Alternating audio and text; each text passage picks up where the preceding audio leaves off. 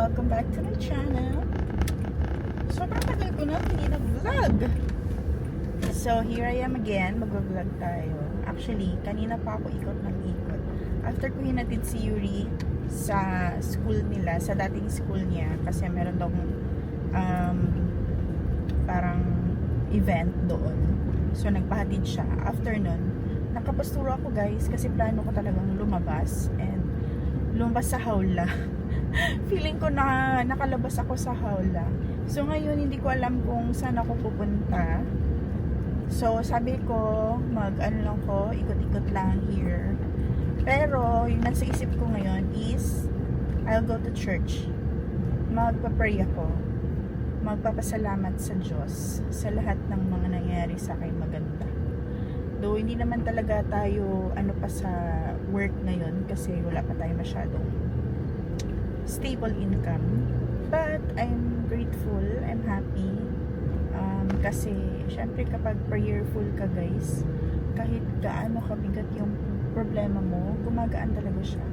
So that's why ngayon pupunta ako sa church para mag-pray, to pray. Pwede naman tayo magdasal kahit saan, kaya lang ako ito yung gusto kong puntahan kasi lagi akong pumunta talaga dito before. Natigil lang kasi hindi ako masyadong lumalabas na nasa loob lang talaga ako ng bahay most of the time. And kapag lumalabas naman ako, it's either bibili ng pagkain. So ngayon I'm here dito sa lagi kong pinupuntahan na church. Nandito din kami nagsisimba ni Yuri. So hindi ako motivated mag-vlog kasi guys, pag nasa bahay lang ako and wala akong masyadong ganap, wala akong rason para lumabas, kaya hindi ako nag-vlog kasi nasa bahay lang nila. So ngayon, since nasa labas tayo, hanap tayo ng pwede kong tambayan later. Dito tayo sa San Pablo Church. So dito talaga kami nagsisimba and dyan tayo pupunta dito na area. So hindi ko na kayo dadalhin doon, mamaya na lang pagbalik. Okay? So, see you later guys.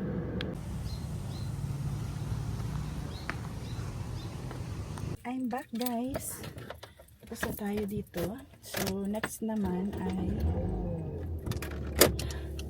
hindi ko alam saan ako pupunta. Alam na lang. Actually, gutom ako. So, hanap tayo ng pwede tayo makatambay and makakain na medyo malapit lang dito. So, sana pumunta sa malayo. Kaya lang, kung pupunta ko sa malayo, marami namang malapit. Marami naman tayong pwede mapuntahan dito na malapit. So, dito lang tayo sa malapit. Para hindi, medyo mahal pa naman ang gasolina ngayon. Hindi pa bumaba talaga yung presyo ng gasolina. So, kailangan tipid-tipid muna tayo sa gasolina. Tayo dito sa area.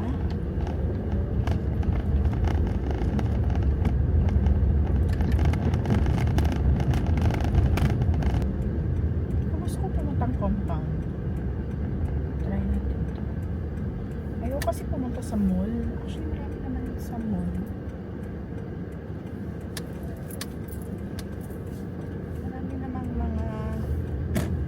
pwede naman akong pumunta ng mall actually.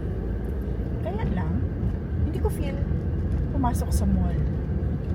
Gusto ko lang yung somewhere na matambayan na yung parang tambay-tambay lang.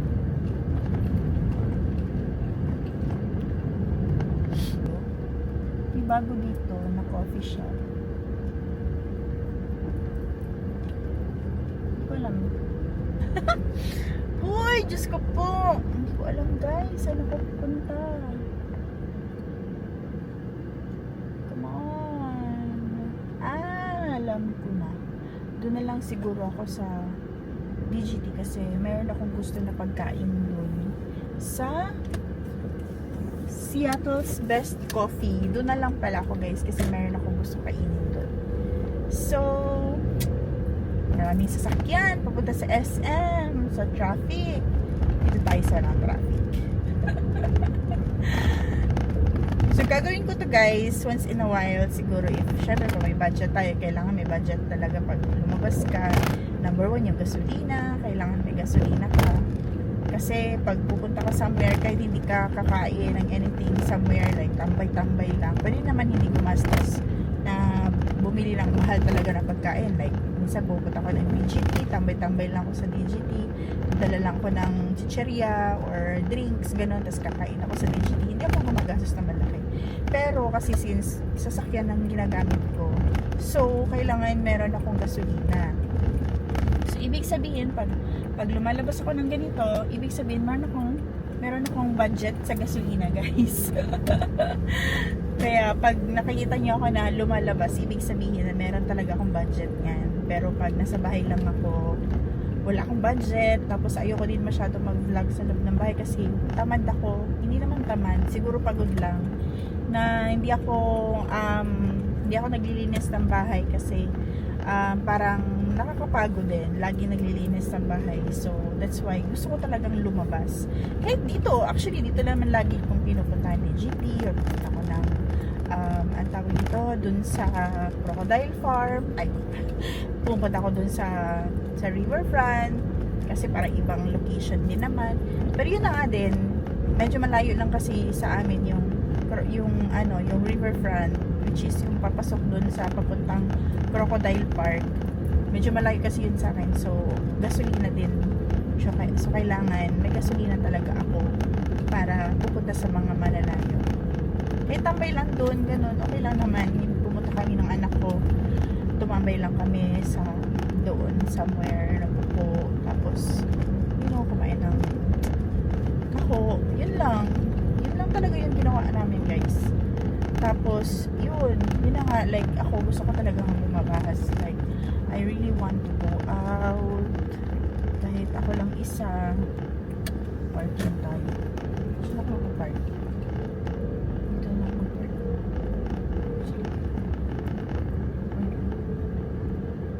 So pumasok dun sa parking, hindi ako mag-park somewhere sa parking area. So dito lang ako.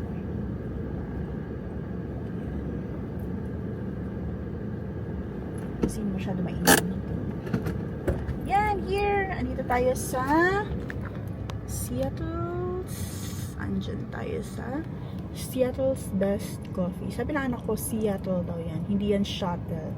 Kasi yung basa ko yung first shuttle. So, kinurek ako ng anak ko na hindi daw shuttle, kundi Seattle's Best Coffee.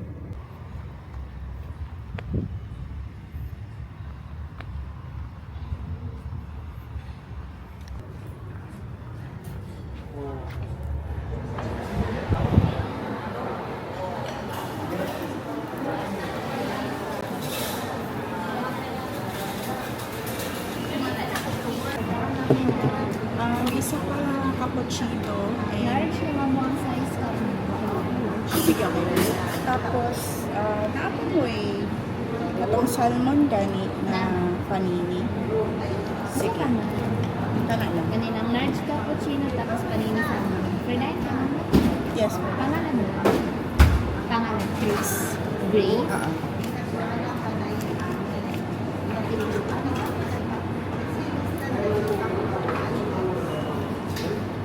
Ito yung aking in-order.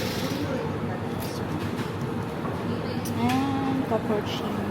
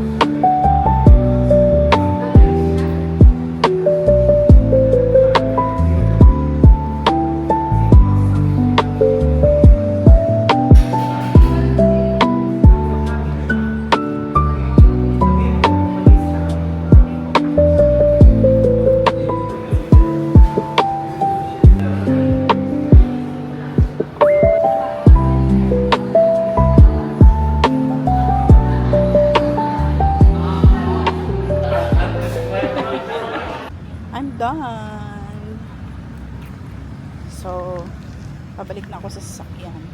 Si Yuri guys, nakita din niya yung sasakyan. So nakita nila ako dito sa DGT, dito sa Seattle. Nakita nila ako na nagkape-kape. Pero dumaan lang sila kasi sa McDo sila kakain ng mga friends niya. At ako naman ay hindi ko pa talaga feel umuwi. So, tayo ay magtatambay sa ano guys, dito sa DGT. Meron akong upuan. Hanap tayo ng magandang spot. Meron naman akong upuan dyan. Mga classmate ni Yuri, senior high school. Iba-iba na sila ng school ngayon. Hindi na magkapareha. Saan tayo banda?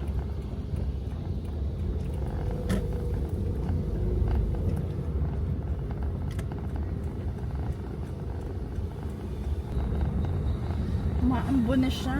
Nasa likod. Dito tayo sa harap ng park.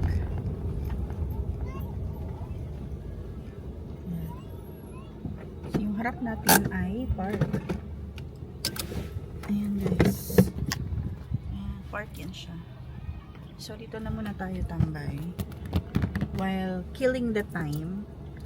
Kasi hindi ko pa talaga feel umuwi. So, ko lang muna mag-relax. So, meron tayong upuan sa likod.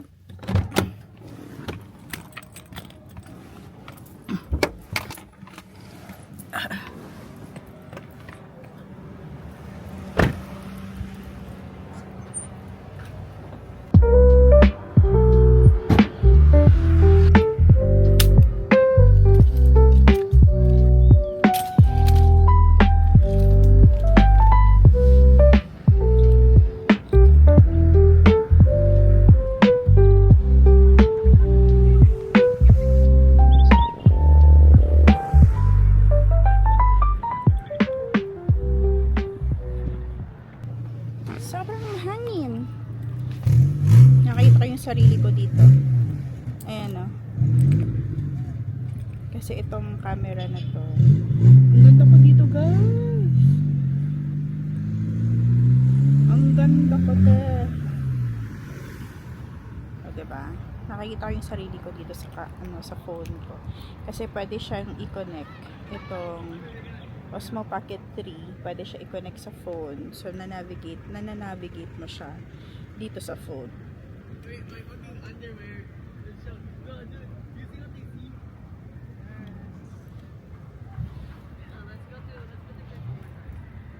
I'm so pretty. Ganda ko. Parang walang stress, guys. Parang walang problema.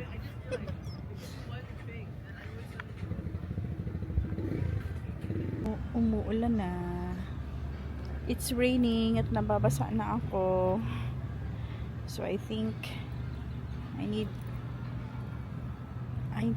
need to go home na, pero meron mo na akong kausapin guys. Hello boss. Say hello sa akong vlog.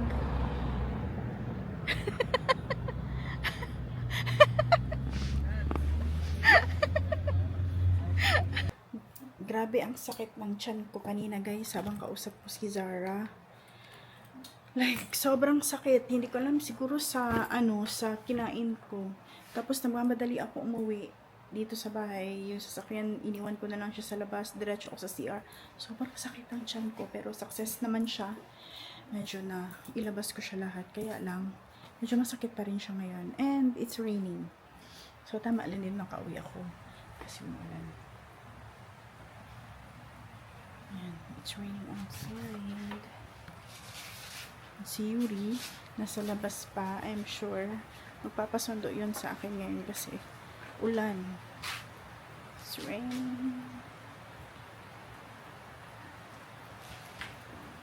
Hindi ko muna sinarado yung gate namin kasi baka magpasundo siya. Para dire-diretso ako mamaya.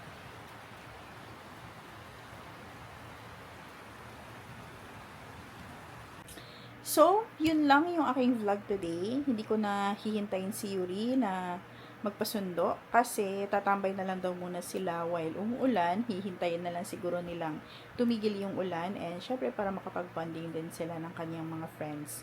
So yun lang yung aking vlog today guys. Sana nag-enjoy kayo and please like, comment, and subscribe to my channel. Hanggang sa muli. Bye!